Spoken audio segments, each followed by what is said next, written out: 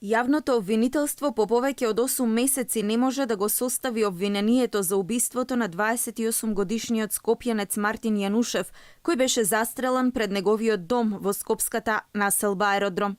Нашите извори од истрагата посочуваат дека единствениот сведок кој по убиството наводно посочил дека ноќта на 7 ноември лани Филип Секуловски пукал во Мартин, ја повлекол изјавата, па од тука случајот не може да мрдне од мртва точка.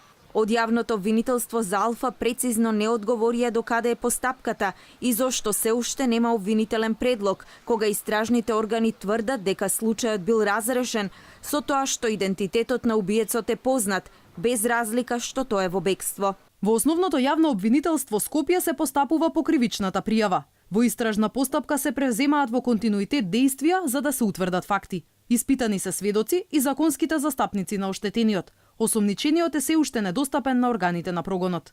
За Филип Секуловски има распишано меѓународна потерница, но на официјалната страница на МВР не стои за кое кривично дело се бара, дали потерницата е поради убиството на Мартин или поради тоа што тој е бегалец од Идризово, каде беше на издржување затворска казна, а ден пред Јанушев да биде застрелан, Филип беше пуштен од затворот на слободен викенд, пошто му се губи трагата. Критичната ноќ, неколку часа по ликвидацијата на Мартин, на социјалните мрежи беше посочувано лице како наводен извршител на убиството, кој беше поврзан и со фантомската агенција за обезбедување омерта, но овие наводи беа демантирани од истражните органи. Чаршиската истрага побрза од онаа на полицијата и обвинителството ден по убиството на Јанушев го лоцираше и Филип Секуловски како наводен извршител по нарачка на тајниот собственик на омерта. 2 недели по шпекулациите, обвинителството се одважи да распише меѓународна потерница по Филип